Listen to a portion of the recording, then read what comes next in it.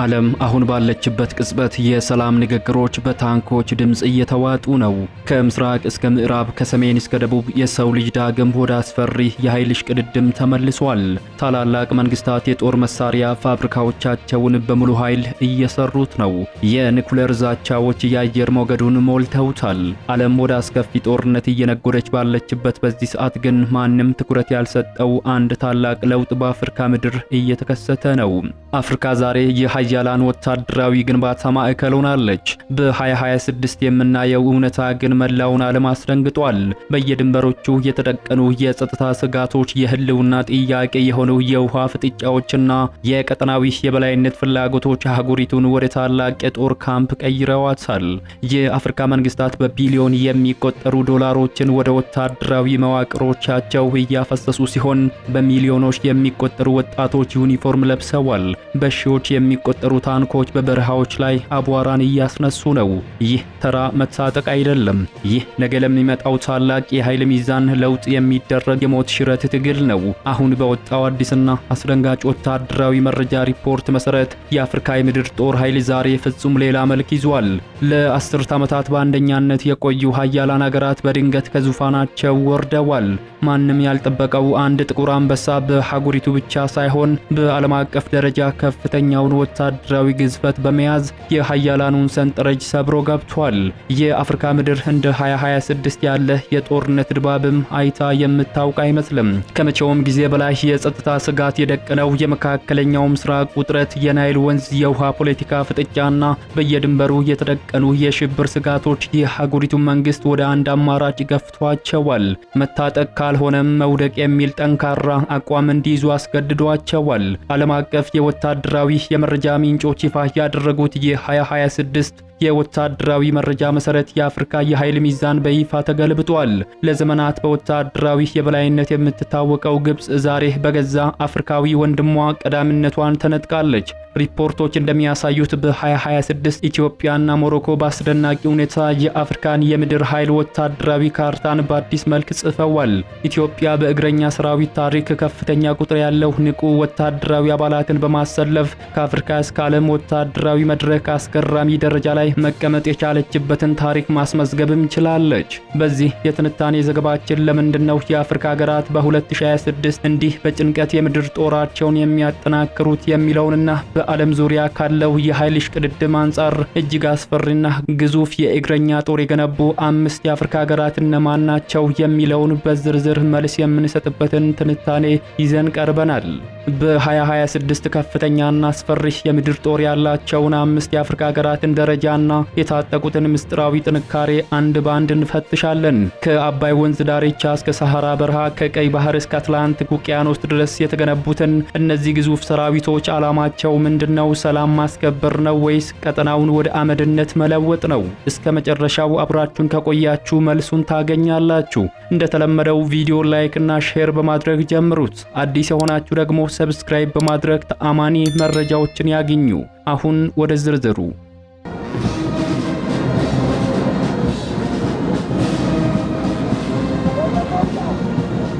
ወደ 2026 አስፈሪ የእግረኛ ጦር ደረጃዎች ከመግባታችን በፊት የአፍሪካን ወታደራዊ ማንነትን በጥቂቱ እንመልከት። አፍሪካ ለዘመናት የጀግኖችና የታላላቅ ወታደራዊ ስልቶች ምድር ሆና ቆይታለች። ከጥንታዊቷ ግብጽ ፈርዖኖች ግዙፍ ሰራዊት እስከ ካርቴጅ ታዋቂ ጀነራል ሃኒባል እስከ አክሱም ነገስታት የባህር ማዶ ዘመቻዎችና እስከ ደቡብ አፍሪካው ሻካ ዙል ስልት ድረስ የአፍሪካን ምድር ያንቀጠቀጡ የእግረኛ ጦሮች መፍለቂያ ናት። በአፍሪካ ወታደራዊ ታሪክ ውስጥ የምድር ጦር ወይንም እግረኛ ሰራዊት ሁልጊዜም የአከርካሪ አጥንት ሆኖ ቆይቷል። እንደ አድዋ ባሉ ታሪካዊ ውጊያዎች የታየው የአፍሪካውያን እግረኛ ጦር ጽናት ዘመናዊ ጦር መሳሪያን የታጠቁ ወራሪ ኃይሎችን በባዶ እግርና በቁርጠኝነት ማሸነፍ እንደሚቻል ለዓለምም አስተምረዋል። ዛሬም ቢሆን በቴክኖሎጂ በረቀቀው የ21ኛው ክፍለ ዘመን የእግረኛ ጦር ሚና አልቀነሰም። እንዲያውም በአፍሪካ አስቸጋሪ መልክዓ ምድር ከለመለሙ ደኖች እስከ ደረቁ በረሃዎች፣ ከፍ ካሉ ተራራዎች እስከ ጥቃቅን የከተማ ውጊያዎች ድልን የሚወስነው አሁንም ቢሆን በምድር ላይ ቆሞ የሚዋጋው ወታደር ነው። ዘመናዊ የጦር ጄቶች ሰማዩን ሊቆጣጠሩ ይችላሉ፣ ሚሳኤሎች ሩቅ ሊመቱም ይችላሉ። ነገር ግን ምድርን ተቆጣጥሮ ድልን የሚያጸናው ያ የማይበገረው እግረኛ ሰራዊት ነው። አፍሪካ ከቅኝ ግዛት ነፃ የወጣችበት ትግል ጀምሮ እስከ ዛሬ ድረስ የቀጠናዊ የበላይነት ፍለጋ የአፍሪካ ሀገራት የምድር ጦራቸውን መገንባት እንደ ህልውና ጉዳይ የሚያዩት ነው። አሁን በ2026 የምናየው ከፍተኛ ወታደራዊ ግንባታ ይህንን ጥንታዊ የጀግንነት ታሪክን ከዘመናዊ የኃይል እሽቅድድም ጋር በማዋሃድ ሀገሪቱን የዓለም ወታደራዊ ኃይል ማዕከልም አድርጓታል። አሁን ታሪክን ወደ ጎን አድርገን ዓለም አቀፋዊ ወታደራዊ መረጃዎችን የሚተነትነው ወርልድ ዋር ፋየር ፓወር መረጃዎችን ተንተርሰን 5 ግዙፍ የአፍሪካ እግረኛ ጦር ያላቸውን ሀገራት በዝርዝር እንመለከታለን። ወደ ዝርዝሩ የኃይል ሰንጠረዡ ስንገባ በአምስተኛ ደረጃ ላይ የምናገኛት ሀገር ብዙዎችን ልታስገርም ትችላለች። እሷም ሱዳን ናት። ሱዳን ዛሬም ቢሆን በአፍሪካ ምድር ካሉ እጅግ ግዙፍና አስፈሪ የእግረኛ ጦር ካላቸው ሀገራት ተርታ ትመደባለች። በአሁኑ ወቅት በእርስ በርስ ጦርነት እየታመሰች የምትገኘው ሱዳን ከ300 ሺህ በላይ ንቁ የእግረኛ ሰራዊትን በማሰለፍ ከአፍሪካ 5ኛ ደረጃ ላይ መቀመጥ ችላለች። የሱዳን እግረኛ ጦር ጥንካሬ በቀላል ወታደራዊ ሰልፍ ላይ የሚታይ ሳይሆን በባሩድ ጭስ ውስጥ ለበርካታ አስርት ዓመታት የኖረና በደምና በአጥንት የተገነባ የጦር ኃይል ነው። ምንም እንኳ ሱዳን ዛሬ በታሪኳ አስከፊ የተባለ የውስጥ ጦርነት ውስጥ ብትገኝም ይህ መከራ ግን የምድር ጦሯን ይበልጥ ጨካኝና ልምድ ያለው እንዲሆን አድርጎታል። በ2026 የወጡ የመረጃ ምንጮች እንደሚጠቁሙት የሱዳን እግረኛ ሰራዊት አሁንም በቀጠናው እጅግ የሚፈራ ኃይል ሆኖ ቀጥሏል።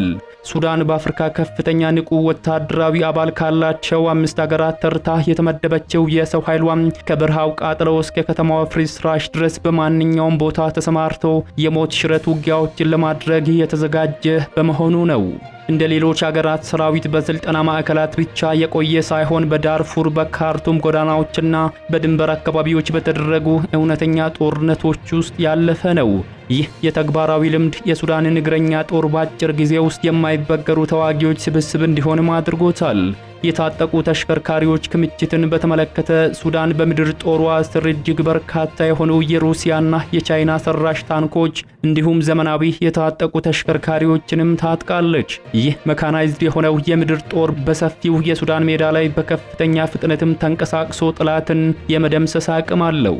የሱዳን ጸጥታ ስጋት ከውስጥ ብቻ የሚነሳ ሳይሆን በቀይ ባህር ዳርቻ ላይ ያለውን የሀያላን ሀገራት ፍላጎትና ከጎረቤት ሀገራት ጋር ያለው የድንበር ውጥረት ሱዳን የምድር ጦሯን እስከ ጥርሷ እንድትታጠቅ አስገድዷታል። ዛሬ ላይ ሱዳን ከአፍሪካ 5ኛ ደረጃ ላይ ብትቀመጥም ይህ ሰራዊት ግን በማንኛውም ቅጽበት የቀጠናውን ሰላም ሊያናጋ የሚችል የታጠቀ ጀግና ሰራዊት ተብሏል። ወደ ቀጣዩ ደረጃ ስንሻገር በ4ኛ ደረጃ ላይ የምናገኛት ሀገር በቆዳ ስፋቷና በህዝብ ብዛቷ ትንሽ ብትሆንም ወታደራዊ አቅሟ ግን የዋዛ አይደለችም። እሷም ኤርትራ ናት። ኤርትራ በቀይ ባህር ዳርቻ ላይ የገነባችው ወታደራዊ መዋቅር ሀገሪቱን በሀገሪቱ ከፍተኛ ሰራዊትን ካሰለፉ ሀገራት ተርታ እንድትመደብም አድርጓታል። በኢትዮጵያና ሱዳን ውስጥ የነበሩ ጦርነቶችና ለተለያዩ ሀገራት ወታደሮችን በማሰልጠን ለውጭ ኃይሎች በማከራየት ስሟ የሚነሳው ኤርትራ ጦርነቶችን እንደ ንግድ ትጠቀማለች በማለትም በተደጋጋሚ ክስ የሚቀርብባት ሀገር ናት። ኤርትራ የምትከተለው ወታደራዊ ስልት የሰራዊት ሀገር የምትሰኝ ሲሆን ይህ ስያሜ የተሰጣት ደግሞ በሀገሪቱ ያሉ ዜጎች በሙሉ ወታደራዊ ስልጠናን እንዲወስዱ የሚያደርግ የግዴታ ሕግ ስላለ ነው። እንደ 2026 ዓለም አቀፍ የወታደራዊ ሪፖርቶች መሰረት ኤርትራ በሀገሪቱ በወታደራዊ የሰው ኃይል ብዛት በከፍተኛ ደረጃ ላይ የምትቀመጥ ሲሆን የንቁ ወታደራዊ አባላት ብዛቷም ከ350 ሺህ በላይ ሲሆን በሀገሪቱ የሚገኙ 5 ሚሊዮን ህዝቦች መካከል አብዛኞቹ ወታደራዊ ስልጠናን የወሰዱ በመሆናቸው እንደ ተጠባባቂ ጦርም ይቆጠራሉ። 350 ሺህ የታጠቀው ንቁ ሰራዊት ቁጥር ከሀገሪቱ የህዝብ ብዛት አንጻር ሲታይ ኤርትራን በዓለም አቀፍ ደረጃ ከፍተኛ ወታደር ካሰለፉ ሀገራት ተርታ እንድትመደብም አድርጓታል። የኤርትራ እግረኛ ሰራዊት በውጊያ ጽናቱ የሚታወቅ ሲሆን ማንኛውም ዜጋ በብሔራዊ አገልግሎት ውስጥ ስለሚያልፍ ሀገሪቱ በማንኛውም ቅጽበት በሚሊዮኖች የሚቆጠሩ ተጠባባቂ ኃይሎችን የማንቀሳቀስ ብቃት እንዳላትም ይነገራል። ይህ ጦር የማይበገረው እግረኛ ተብሎ የሚጠራው በባዶ እግሩ በተራራዎች ላይ የመዋጋት ችሎታ ስላለው ነው። ኤርትራ የገነባቸው የምድር ጦር በተለይም በተራራማና በድንጋያማ ቦታዎች ላይ የሚደረግን ጥቃት ለመመከት እጅግ የተካነ ሲሆን ይህ ጦር ዘመናዊ የከባድ መሳሪያዎችንና የታጠቁ ተሽከርካሪዎችን በማጣመር የራሱን ድንበር በንቃት ይጠብቃል። ኤርትራ አራተኛ ደረጃ ላይ የተቀመጠችው በቀይ ባህር ላይ ያለው የሀያላን ሀገራትን ሽሚያና ከጎረቤት ሀገራት ጋር ያላትን ታሪካዊ ውጥረት ሀገሪቱን ሁልጊዜም ለጦርነት እንድትዘጋጅም አስገድዷታል። ወደ ዝርዝሩ የኃይል ሰንጠረዥ አናት እየተቃረብን ስንመጣ በሀገሪቱ እጅግ ዘመናዊና በቴክኖሎጂ የታገዘ የምድር ጦር የገነባቸውን ሀያል ሀገር እናገኛታለን። እሷም ሞሮኮ ናት። ሞሮኮ በ2026 የአፍሪካን ወታደራዊ ካርታ የምትመራው በቁጥር ብቻ ሳይሆን ሰራዊቷን ባስታጠቀችው እጅግ ዘመናዊ የጦር መሳሪያ ጭምር ነው። ሞሮኮ በአሁኑ ጊዜ በአፍሪካ ግዙፍ ወታደራዊ የሰው ኃይል ካላቸው 5 ሀገራት መካከል አንዷ ስትሆን ይህ ስኬትም በሰሜን አፍሪካ ያለውን የኃይል ሚዛን ፍጹም ቀይሮታል። በ2026 የወጡ የወርልድ ፋየር ፓወር መረጃዎች እንደሚያረጋግጡት ሞሮኮ ከ400,000 በላይ ንቁ ወታደራዊ አባላት ያሏት ሲሆን ይህ ቁጥር ለሞሮኮ ብቻ ሳይሆን ለአጠቃላይ ለቀጠናውም ዋስትና ሊሆን ይችላል ተብሏል። የሞሮኮ እግረኛ ጦር በአፍሪካ ምድር ካሉ ሰራዊቶች ሁሉ ይበልጥ በዘመናዊ ታንኮች የታጀበ ሲሆን በተለይም በመቶዎች የሚቆጠሩ የአሜሪካ ሰራሽ M1 እና A1 አብራምስ ታንኮች የሞሮኮን የምድር ጦር የማይበገሩና በአንድ ጊዜ ሰፊ ግዛቶችን የመቆጣጠር አቅም ያለው አድርጎታል። ሞሮኮ በሳሃራ በረሃ ውስጥ ከ2700 ኪሎ ሜትር በላይ ርዝመት ያለው ወታደራዊ ግንብን የገነባች ሀገርም ናት። ይህ ግንብ በራዳሮች፣ በድሮኖች፣ በሚሊዮኖች በሚቆጠሩ ፌንጂዎች የታጠረ ሲሆን ሰራዊቷ ለዓመታት በዚህ እጅግ አስቸጋሪ በረሃ ውስጥ ዘመናዊ የድንበር ጥበቃና የሽምቅ ውጊያ ስልትን እንዲያዳብር አድርጎታል። ሞሮኮ ከአሜሪካ ጋር ያላት ጥብቅ ወታደራዊ ትብብር ሰራዊቷ በየዓመቱ አፍሪካን ላዮን በተሰኘው ግዙፍ ወታደራዊ ልምምድ ላይ እንዲሳተፍና የኔቶን የውጊያ ስልቶችን እንዲላበስም አድርጎታል። ሞሮኮ በእግረኛ ጦር 3ኛ ደረጃ ላይ የተቀመጠችው በአጋጣሚ ሳይሆን ከአጎራባቿ አልጄሪያ ጋር ያለው የረጅም ዘመን ፍጥጫና በምዕራባዊ ሳራ ያለው የጸጥታ ስጋት ሞሮኮን ሁልጊዜም ለታላቅ ጦርነት ዝግጁ እንድትሆን አስገድዷታል። በሰሜን አፍሪካ ሰማይ ከ400,000 በላይ ንቁ ወታደሮችና ዘመናዊ የአሜሪካ ጦር መሳሪያዎችን በማሰለፍ ሞሮኮ አዲስ ታሪክንም ማስመዝገብ ችላለች። ወደ ዝርዝሩ ጫፍ ስንቃረብ ለዘመናት የአፍሪካ ወታደራዊ ንግስት ሆና የቆየችውንና በ2026 ግን ታላቅ የሆነ ፉክክር የገጠማትን ሀገር እናገኛታለን። እሷም ግብጽ ናት። ግብጽ ለሺህ ዓመታት በከባባድ ጦርነቶች የውጊያ ባህል ያላት ሲሆን በናይል ወንዝ ዳርቻ ላይ የገነባችው ጠንካራ ብረት አላት። ግብጽ በ2026 ከአፍሪካ በሁለተኛ ደረጃ ላይ የተቀመጠችው በአጋጣሚ ሳይሆን እያንዳንዱን ወታደራዊ እርምጃዋን፣ እያንዳንዱ የታንክ ክምችቷና እያንዳንዱ የጦር ሜዳ ስልቷ ተደምሮ ነው። በ2026 የወጣው የወርልድ ፋየር ፓወር መረጃ መሰረት ግብጽ በግምት 438,500 ንቁ ወታደር አባላት አሏት። ይህ ቁጥር ብቻውን አስፈሪ ቢሆንም ከጀርባው ያሉት ወደ ግማሽ ሚሊዮን የሚቆጠሩ ተጠባባቂ ኃይሎች ሲደመሩ ግብጽን በአጭር ጊዜ ውስጥ ወደ 1 ሚሊዮን የሚጠጋ ጦር ማሰለፍ የምትችል ግዙፍ የጦር አውድማ ያደርጋታል። ይህ ሰራዊት የምስራቁ ጠባቂ ተብሎ የሚጠራው በከፍተኛ ዲሲፕሊኑና በዘመናዊ ስልጠናው ነው። የግብጽ የምድር ጦር ጥንካሬ በዋናነት የሚለካው ባሏት ከ4300 በላይ በሆኑ ዘመናዊ የውጊያ ታንኮች ነው። ግብጽ ከአሜሪካ ውጪ በከፍተኛ ደረጃ የኤም1 እና ኤ1 አብራምስ ታንኮችንም ትጠቀማለች። ከ1100 በላይ የሚሆኑት እነዚህ የብረት አውሬዎች ግብጽን በአፍሪካ ብቻ ሳይሆን በመካከለኛው ምስራቅም ጭምር የማይደፈር የብረት ግንብ አድርጓታል። የግብጽ እግረኛ ሰራዊት ዛሬም እንዲህ በከፍተኛ ደረጃ የጠነከረው ለህልውናዋ ዋስትና በሆነው በናይል ወንዝ ምክንያት ነው። ከኢትዮጵያ ጋር ያለው የውሃ ፖለቲካ ውጥረትና በሊቢያ ድንበር ያለው አለመረጋጋት የግብጽን የምድር ጦር ሁልጊዜም ለከፍተኛ ጥቃት ዝግጁ እንዲሆን አስገድዶታል። ግብጽ በየዓመቱ ብራይት ስታርት በተሰኘው የጋራ ወታደራዊ ልምምድ ከአሜሪካና ከሌሎችም ሀያላን ሀገራት ጋር በመለማመድ ሰራዊቷን ለዘመናዊ የዲጂታል ጦርነት ማዘጋጅታለች። የግብጽ እግረኛ ሰራዊት እንደ አብዛኞቹ የአፍሪካ ሀገራት በባዶ እግሩ የሚሄድ ሳይሆን በሺዎች የሚቆጠሩ የታጠቁ የሰው ማጓጓዣ ተሽከርካሪዎችና ከ1000 በላይ የከባድ መሳሪያዎች ባለቤትም ናት። ይህ ማለት የግብጽ ምድር ጦር በአንድ ጊዜ በሺዎች የሚቆጠሩ ኪሎ ሜትሮችን ሰብሮ በመግባት ጠላትን አመድ የማድረግ አቅም አለው። ለበርካታ አስርት ዓመታት በምድር ጦር ብዛት አፍሪካን በአንደኝነት ስትመራ የቆየችው ግብጽ ዛሬ በሰው ኃይል ብዛት በአንድ አፍሪካዊቱ ሀገር ተበልጣለች። በናይል ዳርቻ 438500 ንቁ ወታደሮችና በሺዎች የሚቆጠሩ ታንኮችን ያሰለፈችው ግብጽ አንደኝነቷን ለነጠቀችው ሀገር ምን አይነት ምላሽ ይኖራት ይሆን? ይህ ግዙፍ ሰራዊት የቀጠናውን ሰላም ይጠብቃል ወይስ ወደ ታላቁ ፍጥጫ ያመራል ብላችሁ ታስባላችሁ?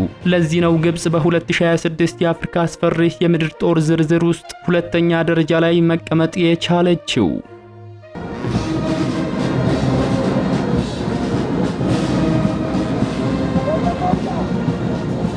ክብሯትና ክብሯን አሁን የደረስነው በ2026 ዓለምን ያስገረመው የአፍሪካ ወታደራዊ ታሪክ ዳግም ወደ ተጻፈበት ታሪካዊ ምዕራፍ ነው። በ2026 የአፍሪካን አስፈሪና ግዙፍ የምድር ጦር በበላይነት የሚመራው ብረት የለበሰው ኃይል በይፋ ታውቋል።